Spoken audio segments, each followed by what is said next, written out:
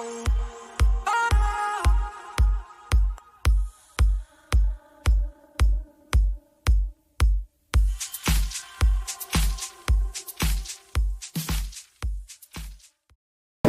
is a trade-dependent country that depends on export and import of products and services.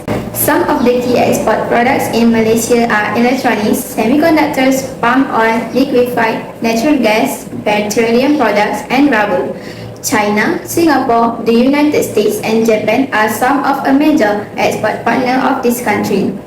Next, electrical machinery, chemicals, cars, and medical equipment are the key of imports products in Malaysia. Imports help maintain a balance with exports that enhance global competitiveness.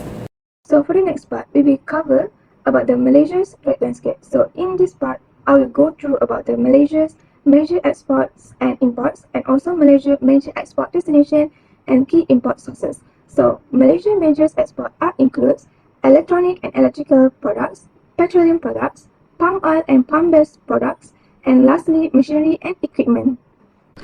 Moreover, for the Malaysia's major imports also includes machinery and equipment, chemicals and chemical products, iron and steel products, and lastly, food products such as dairy, meat, cereals, and also rice.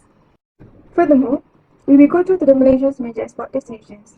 Malaysian major export destinations are Singapore, China, the United States, European Union, and also Japan. And lastly, Malaysia's key import sources are mostly from China, Singapore, the United States, Japan, and also Thailand. Next, I will talk about contribution of exports to the economy in Malaysia. First is diversification of market. Malaysia exports a variety of products, including electronics, E&E products make up about 40% of exports, palm oil, petroleum, machinery, and textile.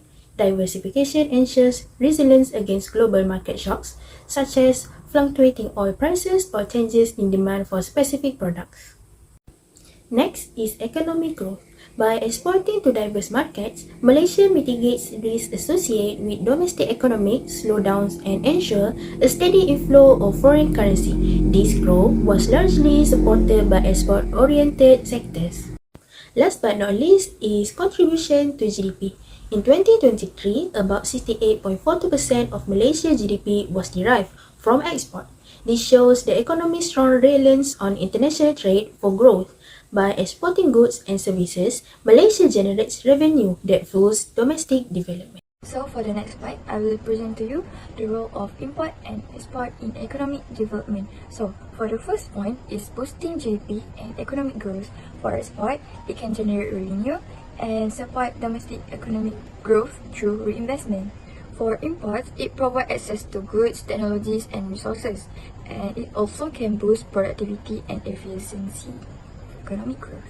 So for the second point is promoting innovation and technological advancement. So for export, it encourages domestic firms to innovate and enhance their product. For the second point, it can increase global competitiveness by pushing industries to meet international standards. So for imports, it enables local industry to upgrade their infrastructure and foster innovation and technological improvements. Third point is enhancing consumer choice and living standard. For export, it can create jobs and increase wages and provide better employment. So for import, it offers consumers a wider variety of goods, drive domestic companies to improve efficiency and cost effectiveness. So for the next part is government strategies and initiatives to reduce the dependency on imported products. First point is agricultural investment. Malaysian government has invested 12 million to modernize the onion farming. For the second point is food security measures. Policies like rice subsidies help farmers to improve yields and reduce dependency on imports. Third point is trade barriers and import regulation. Enforce trade barriers like dairy products. Last point, economic diversification and innovation. The government promotes sectors like technological and renewable energy to reduce import reliance. So we go to the next slide, the government strategies and initiative to diversify the export to another country. for the first point is expanding e-commerce. The government supports businesses to sell market online to global markets. So secondly is developing the tourism sector. Malaysia promotes tourism-related products like souvenirs and travel service for exports. So for the third point is promoting palm oil export.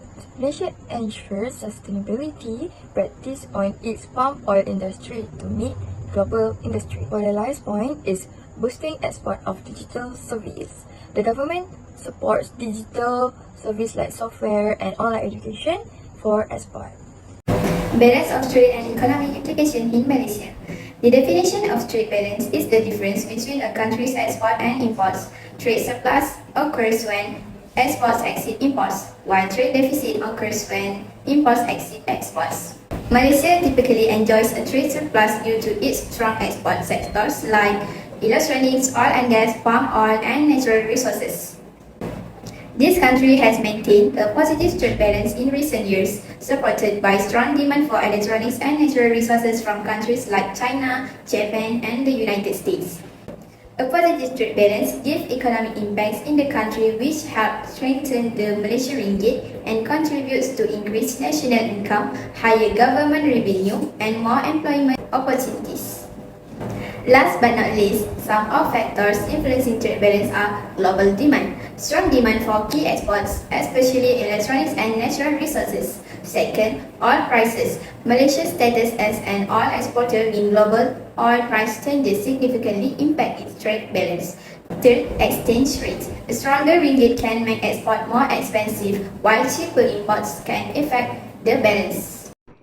Next, we will continue to the Malaysia's challenges in trade. So, we go to the first one. Global economic uncertainties happen because of the slowdown in major economies of the United States and China, and also because of the geopolitical issue between the United States and China. Additionally, due to the geopolitical issues between the United States and China, create uncertainty, where potential tariffs and trade restrictions can disrupt supply chains, impacting Malaysia. This also could raise costs for Malaysian exporters and reduce demands in these key markets. For the next one is commodity prices volatility. Commodity prices refers to the fluctuation in prices of raw materials and primary goods. This happens because of the dependency of Malaysia, which relies heavily on commodity exports including palm oil and rubber. For instance, palm oil prices have been volatile due to the shifting global demand and competition from other vegetable oils. Last but not least, challenges faced by Malaysia in trading is competition from regional economies. This happened because of the neighboring countries such as Indonesia, Vietnam, and Thailand are becoming strong competitors in manufacturing and agriculture areas where Malaysia once excelled. For instance, Vietnam and Indonesia are attracting significant foreign direct investment, particularly in high-tech and green energy industry due to their business-friendly reform and government incentives that outshine Malaysia. Lastly, it is also because of the Malaysia higher labor costs compared to countries like Vietnam and Cambodia, which affect its competitiveness in labor-intensive industries such as textile and manufacturing. Therefore, those are the challenges faced by Malaysia in trading.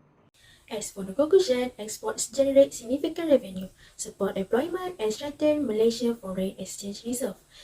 Imports are also equally vital as they provide access to essential goods, raw materials, and advanced technologies that Malaysia cannot produce efficiently and domestically.